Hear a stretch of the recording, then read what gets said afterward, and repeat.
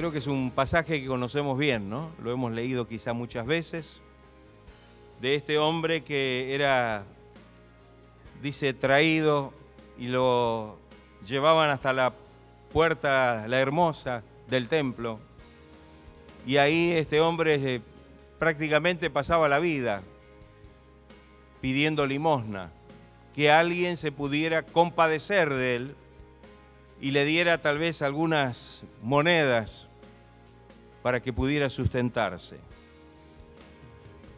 En esa instancia, en esa situación, Pedro y Juan iban al templo a la hora de la oración y lógicamente al entrar por la puerta vieron a este hombre y dice que este hombre que estaba pidiendo limosna, cuando vio que entraban enseguida les rogaba que le diese limosna. Era lo que hacía habitualmente y dependía de eso. Pero dice que Pedro con Juan, fijando en él los ojos, le dijo: míranos. Quizá este hombre habrá dicho: bueno, ahora me van a dar una buena limosna, ¿no? Cuando alguien a lo mejor que tenía o que quería hacerse ver, muchas veces hacía esto con los que pedían limosna y hacía algo que llamara la atención para que todos vieran lo que le iban a dar o lo que le iba a dar de limosna. Y seguramente este hombre habrá dicho: bueno, no importa que sea humillado una vez más. Sin embargo, dice que cuando este hombre estuvo atento, esperando recibir algo de ellos, es decir, alguna ofrenda, alguna limosna que sea importante, Pedro lo desilusionó, porque le dijo, ¿qué le dijo? ¿Qué le dijo? No tengo plata ni oro. Así que si este hombre en un momento había pensado de que ahora a lo mejor iba a recibir alguna limosna importante y toda esa ceremonia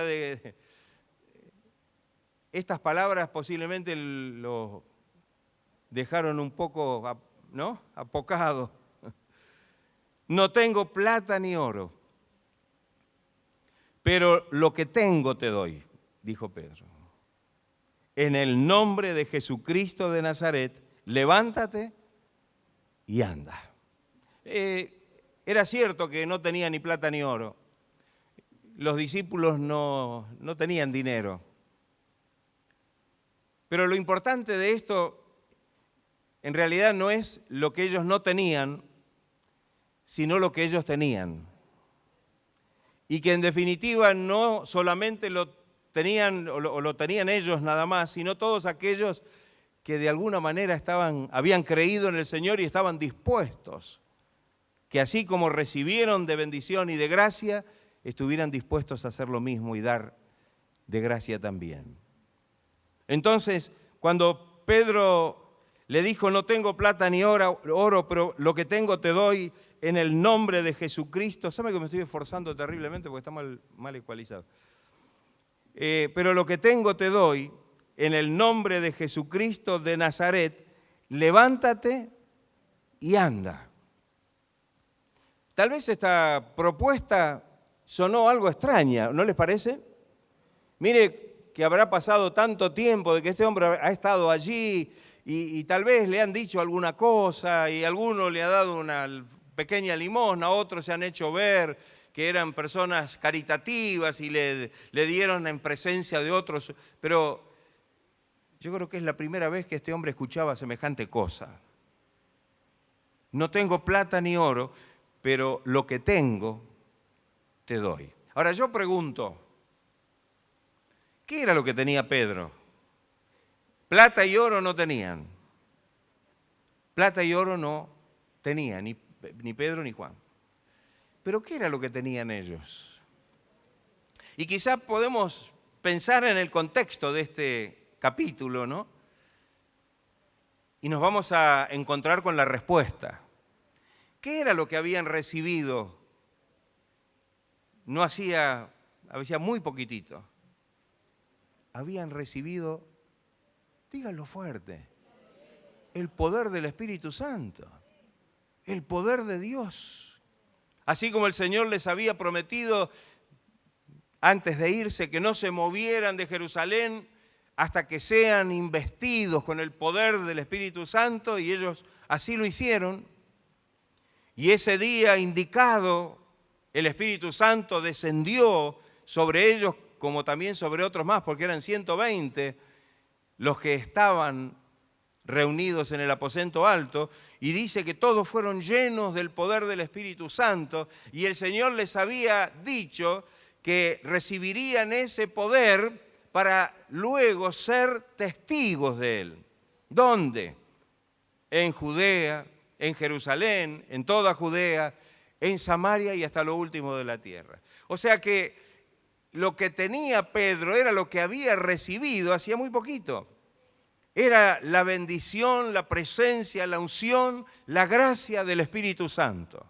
Ese poder que el Señor había derramado sobre ellos para que ellos pudieran a la vez ahora comenzar a anunciar el mensaje del Evangelio y empezar a ver realmente la gracia de Dios manifestada en la vida de aquellas personas que escucharan el mensaje y que creyeran la palabra. Lo cierto es que esta bendición se mostró rápidamente. Dice que Pedro, tomándole de la mano derecha, lo levantó. Piensen ustedes la situación, ubiquémonos por un momento, un hombre que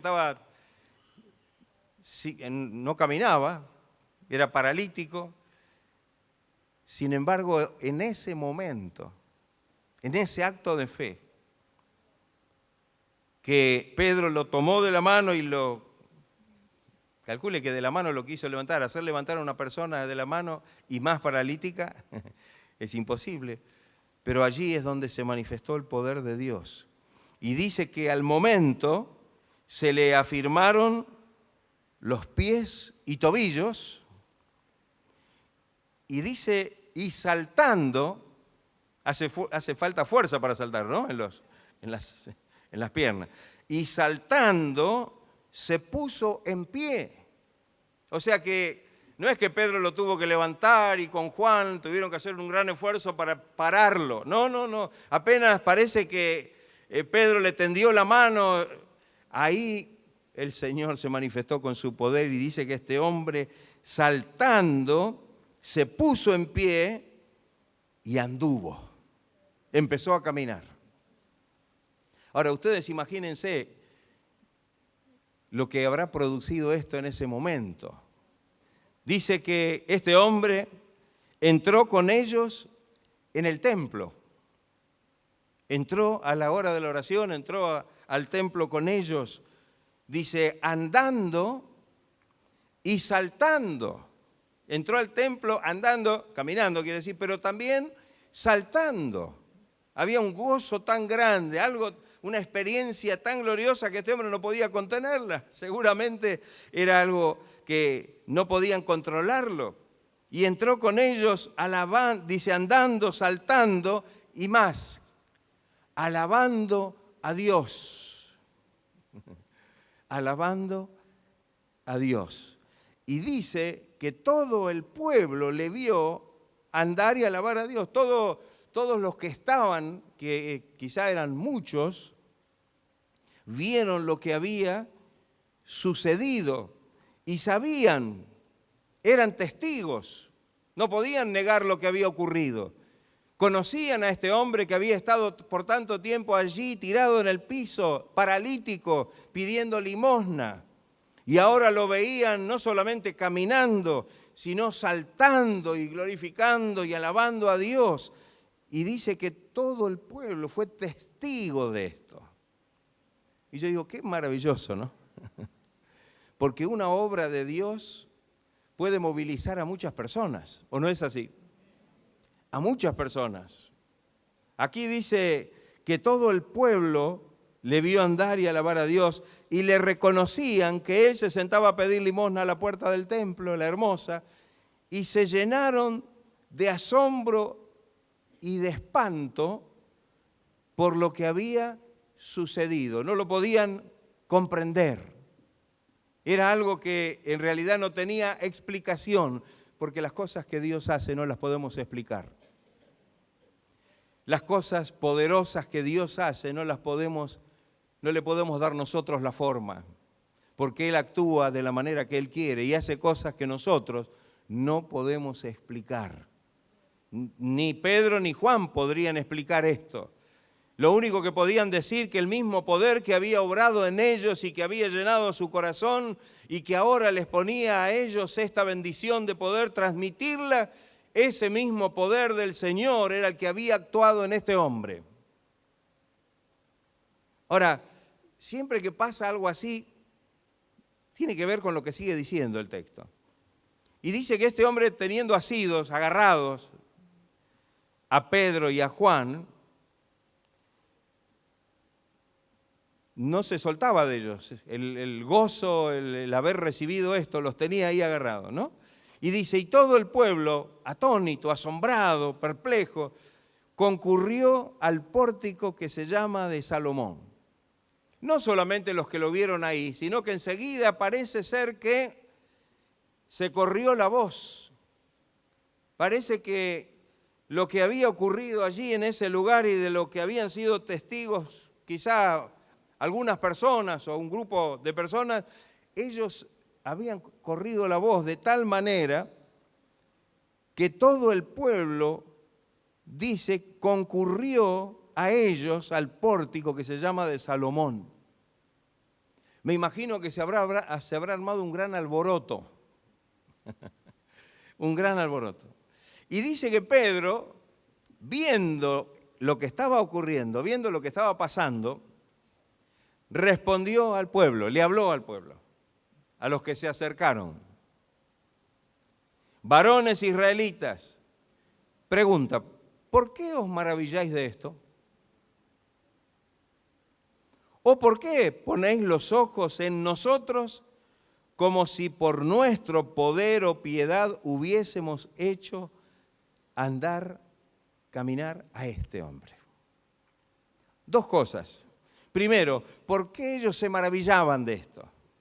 Si ellos eran realmente hijos de Dios, hijos de Abraham, creyentes, no podía ser, digamos, algo tan asombroso que alguien recibiera el favor de Dios y fuera bendecido y fuera liberado y fuera sanado como lo fue este hombre, ¿o no es así? No debería ser algo que tenga que asombrarlos. Ellos deberían realmente saber que esta era la manifestación del poder de Dios.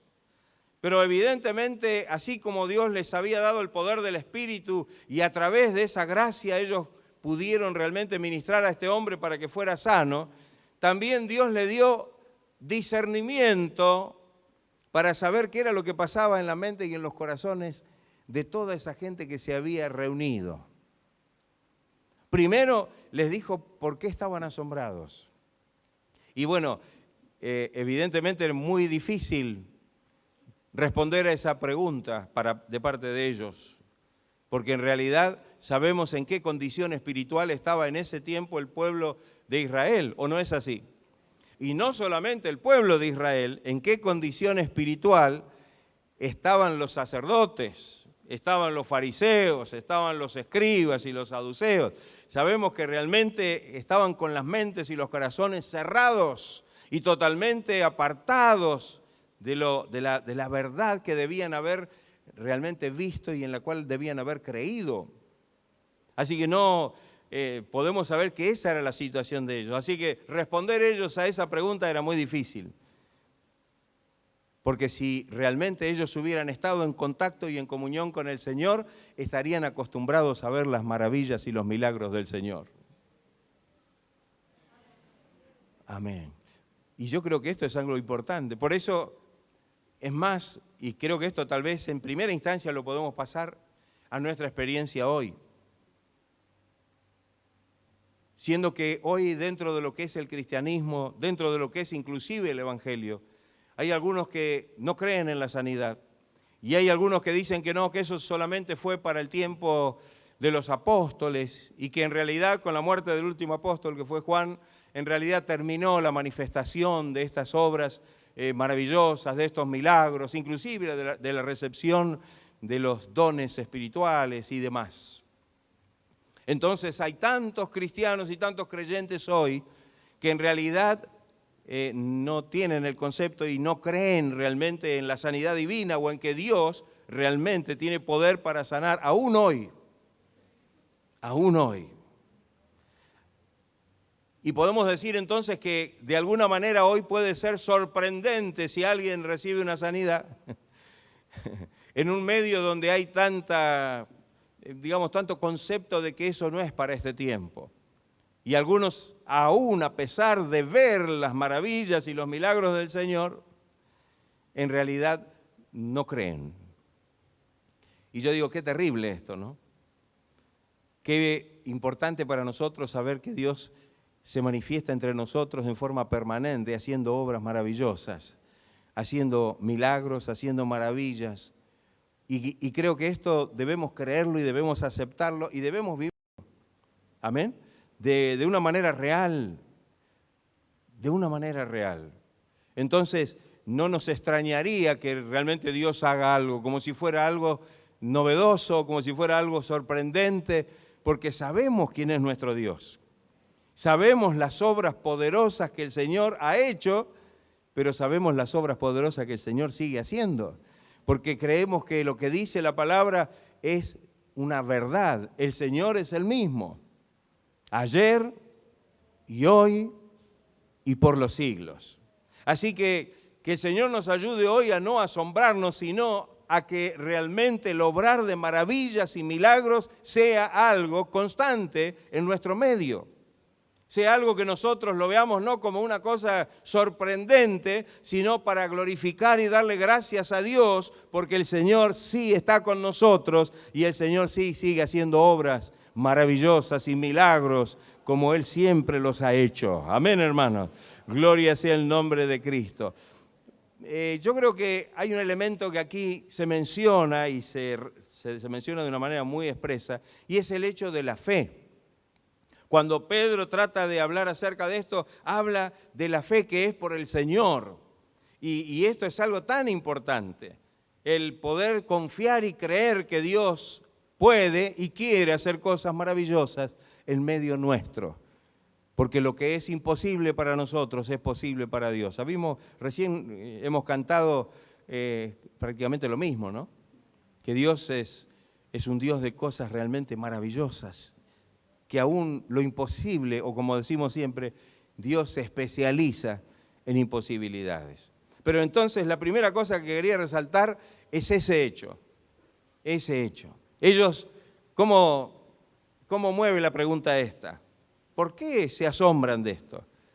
¿Por qué nosotros nos deberíamos asombrar si hoy Dios hace cosas maravillosas? Más que en realidad alabarle y glorificarle y saber que el Señor está siempre dispuesto a obrar cosas maravillosas en medio nuestro. ¿Cómo responderíamos nosotros en una situación semejante? Cuando uno mira el cristianismo en general, estamos en la misma situación como estaban aquellos, porque me parece que está ocurriendo lo mismo. Pero cuando confiamos y creemos que el Señor está con nosotros y que Él es el mismo, que no ha cambiado, que su poder es el mismo y que se manifiesta hoy obrando maravillas y milagros, por supuesto no nos debería asombrar, sino que debería llevarnos a alabar y glorificar el nombre del Señor. Fíjense que ellos decían que estaban, dice el versículo, asombro y espanto, estaban atónitos, estaban perplejos por lo que había ocurrido. Amén. Qué triste, ¿no? Ellos que deberían decir, gloria a Dios, esta es la manifestación del poder de Dios. No, estaban atemorizados, estaban espantados, llenos de asombro, perplejidad, porque no tenían confianza, porque en realidad no podían entender qué era lo que estaba ocurriendo. La primera pregunta de Pedro, ¿por qué os maravilláis de esto? Dios quiera que nosotros no nos maravillemos de esto, como si ocurriera alguna cosa a la cual no estamos acostumbrados, sino que le demos gloria y honra al Señor y que tengamos la plena certeza y la seguridad que es la manifestación del poder de Dios en medio de su pueblo.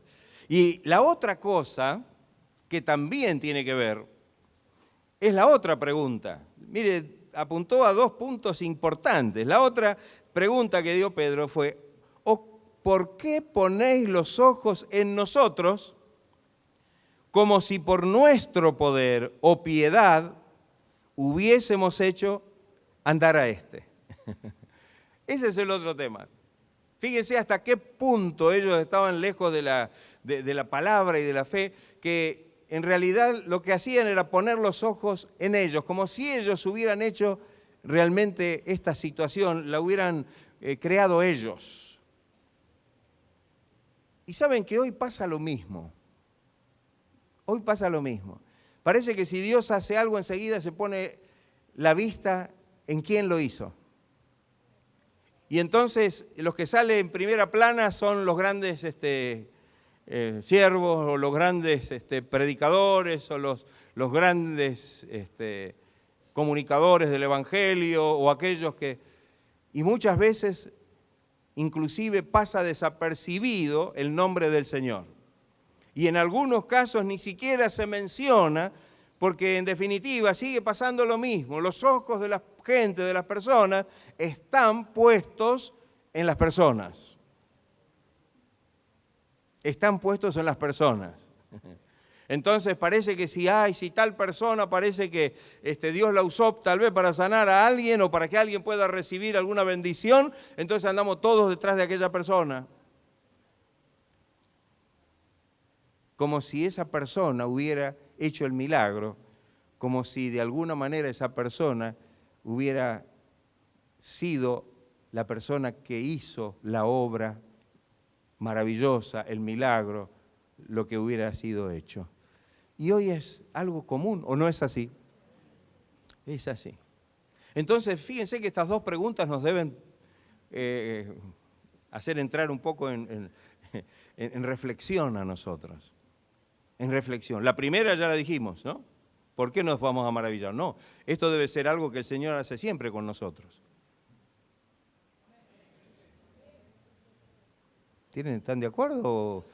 ¿O están con aquellos que dicen que ya se terminó todo, ya es época de los apóstoles? Mire, ¿quién hubiera vivido en la época de los apóstoles? Hoy somos nosotros, en este tiempo la iglesia sigue presente. En este tiempo todo lo que Dios le entregó a la iglesia debe seguir siendo manifestado y ministrado a través de la iglesia, porque es el tiempo de la iglesia, todavía no ha terminado. Y el mismo Jesús que hizo los milagros cuando comenzó el movimiento y cuando comenzó a formarse la iglesia, es el mismo Jesús que hoy está en medio nuestro y que quiere obrar milagros y maravillas en nuestro medio también. Amén, hermanos, para que glorifiquemos su nombre, para que le demos gracias. Tal vez sí, muchos de los que no creen, muchos de aquellos que no creen en el Señor o no conocen la palabra, sí se van a maravillar, sí se van a extrañar de que ocurra esto. Miren lo que ha pasado.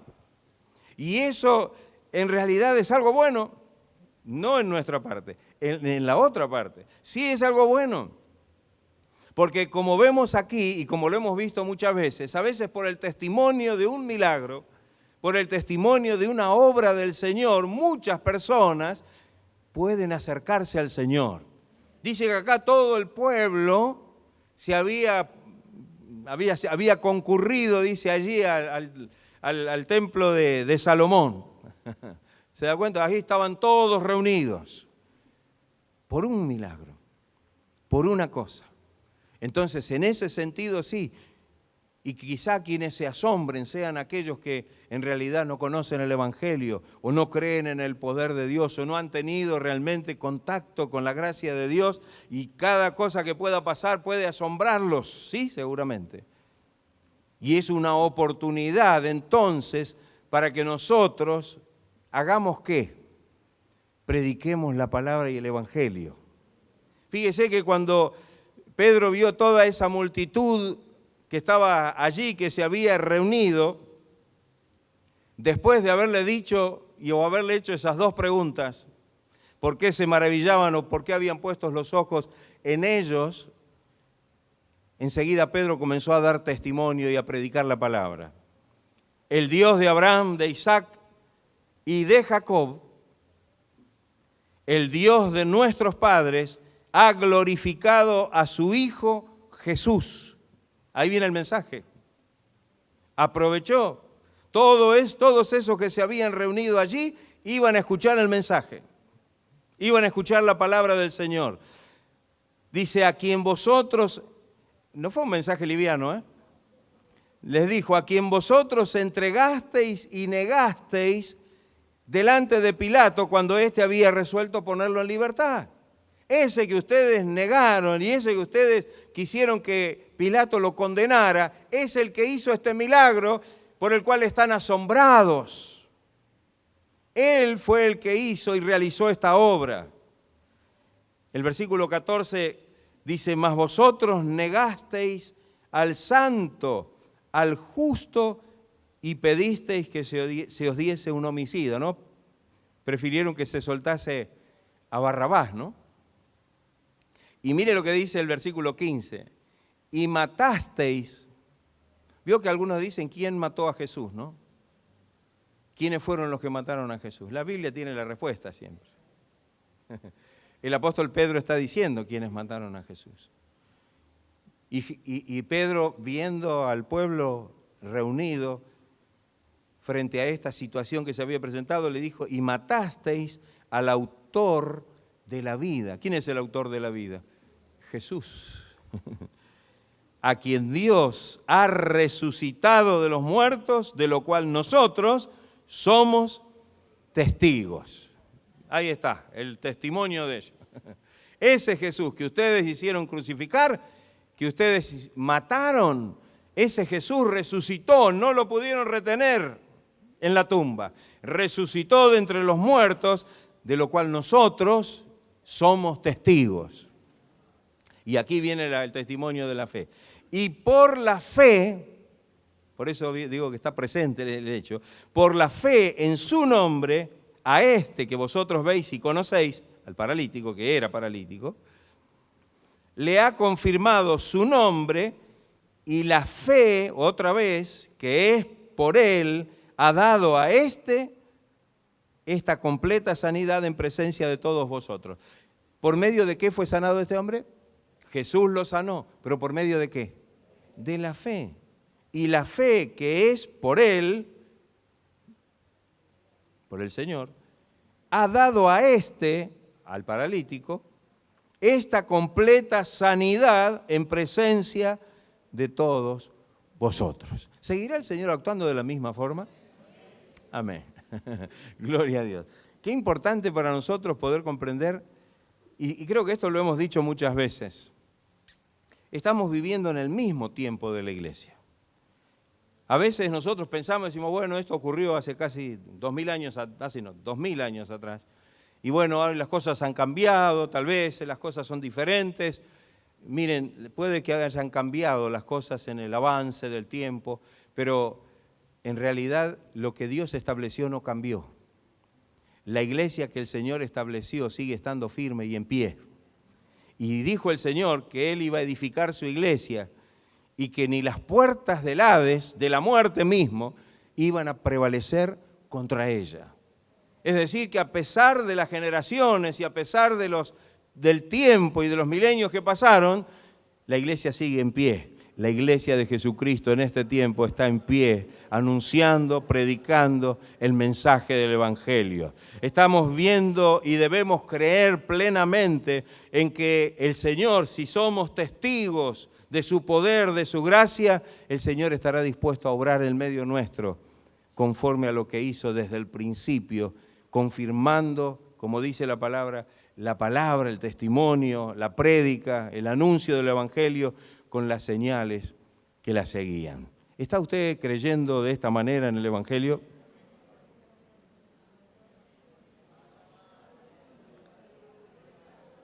Alabado sea el nombre de Cristo, bendito sea el nombre del Señor. Alabado Rey, gracias Señor. Yo siempre cuando leo los pasajes del Nuevo Testamento, de los Evangelios inclusive, Y alguno dirá, bueno, pero parece que no ocurrieran la misma cantidad de milagros que ocurren hoy. ¿Será porque la fe no la tenemos igual que la de aquel tiempo?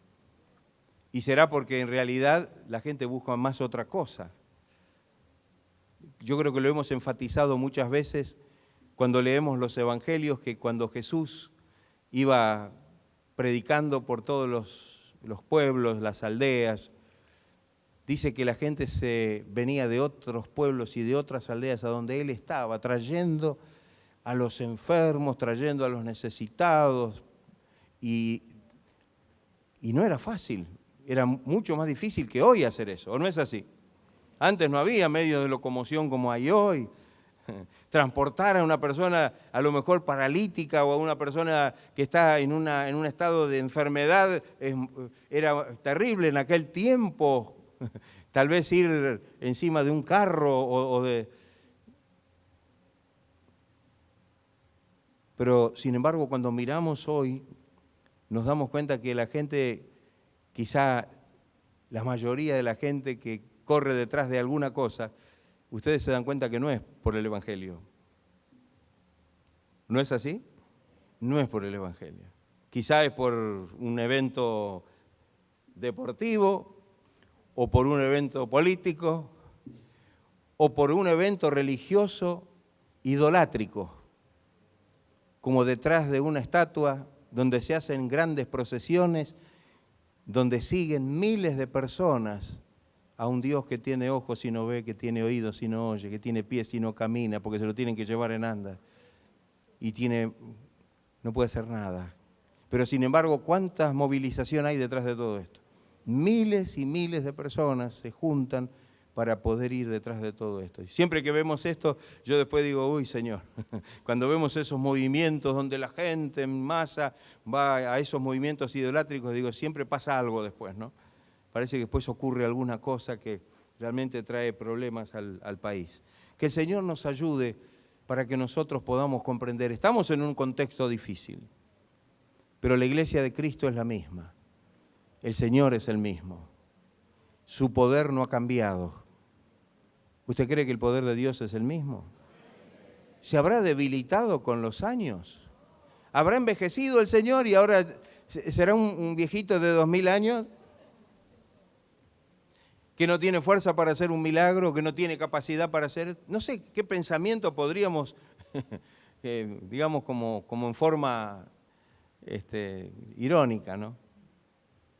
Sabiendo de que Él es el eterno, el todopoderoso, el eterno presente, para Él no pasa el tiempo. Y que si Él dijo, yo soy el mismo ayer y hoy y por los siglos, es porque eso es así. Y porque hoy el Señor es el mismo que caminó por las calles de Judea, de Galilea y de Samaria, obrando maravillas y milagros, sanando a los enfermos, librando a los endemoniados, resucitando a los muertos. Alabado. Gloria a Dios, es el mismo que en esta noche el Señor está aquí en medio nuestro, dispuesto a darnos la bendición para que recibamos lo que estamos necesitando de Él. Amén, hermanos. Y ahí está la cosa. Y eso es lo que tiene que ver con nuestra fe. Ahí es donde debemos creer. ¿Cuántas veces en los evangelios hemos visto milagros y maravillas que Dios hizo? Y después de haber hecho el milagro, ¿cuáles fueron las palabras de Jesús?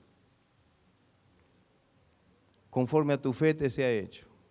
En otros casos dice Jesús se maravilló de la fe de ellos. O sea que aún aquellos que a lo mejor no conocían nada, sin embargo fueron movilizados por una actitud de fe. Y tal vez podemos pensar en algunos de esos casos que hasta han sido motivos para que se hagan algunos coros que cantamos, ¿no? Haz tú cual la mujer que fue y tocó el borde del vestido de Jesús, el borde del manto. ¿Qué tenía esa mujer en su corazón? Ella dijo, si yo llego a tocar el borde, aunque sea el borde del manto del Señor, yo voy a ser sano. ¿Qué tenía? Fe. Tenía fe. Aquella mujer sirofenicia que se acercó al Señor, que en primera instancia parece que había sido como rechazada, ¿no? El Señor luego termina alabando su condición de fe, haciendo la obra. Yo digo, que el Señor nos ayude en esta noche para que podamos tomar conciencia de esta verdad y poder creer con todo nuestro corazón en el poder y en la gracia del Señor. ¿Estaremos en esta noche dispuestos a creer de esta manera? ¿Creemos que Jesús salva? Más o menos. Ese amén no convence, pero ni al Señor no lo... ¿Usted cree que Jesús salva? ¿Se le puede cruzar a usted alguna duda de que Jesús salva? Y si pregunto por qué, me van a decir, y no, porque todo lo que Él hizo para salvarnos. Vino a esta tierra, fue martirizado, murió allí colgado sobre una cruz y después se levantó de los muertos para darme salvación. ¿Cómo voy a dudar? Ahora, ¿creemos que Jesús sana? ¿O es otra clase o va por otro lado? Cuando nosotros leemos el libro del profeta Isaías, un pasaje maravilloso en el capítulo 53, dice, ciertamente llevó Él todas nuestras enfermedades. Habla de la obra del Señor. Y sufrió nuestros dolores. El castigo de nuestra paz, es decir, nuestros problemas espirituales, interiores, fue sobre Él. Y por su llaga fuimos nosotros curados. Todos nosotros nos descarriamos como ovejas, mas Dios cargó en Él el pecado de todos nosotros. Fíjese que es una obra integral. En la misma obra redentora, el Señor no solamente nos salva, sino también está incluida toda la otra bendición. La sanidad de nuestro cuerpo, la liberación que el Señor nos da espiritualmente. ¿O no es así, hermano? El perdón de nuestros pecados. Está todo incluido. Está todo incluido. Entonces no tengo yo por qué hoy decir, bueno, la obra del Señor, pero Señor, mire, usted murió por todo esto, pero esto y aquello, no. A eso se ha atrevido el ser humano a negar la obra y la efectividad de la obra del Señor. Se han quedado que, bueno, Jesucristo salva. Pero en esa misma obra, el Señor llevó nuestras enfermedades y dolencias. El Señor se llevó la falta de nuestra paz, nuestra angustia, nuestros temores, nuestra falta de libertad. Todo el Señor lo hizo allí en la cruz del Calvario. Y si yo digo con un enfático amén a que Cristo salva, tengo que dar con el mismo enfático amén cuando digo Cristo sana, Cristo libera, Cristo transforma, Cristo hace nuevas personas. Aleluya. Gloria sea el nombre del Señor. Alabado. Dimaray Sandanamara. Gloria a tu nombre, Señor. ¿Estará dispuesto en esta noche a recibir la bendición que el Señor tiene para usted? ¿Estará dispuesto a creer sencillamente, de corazón, en la obra que el Señor ha realizado allí en la cruz del Calvario?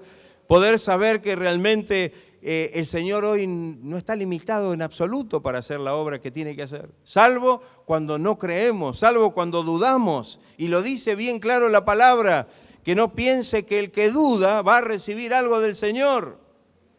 No piense que el que está dudando va a recibir cosa alguna del Señor.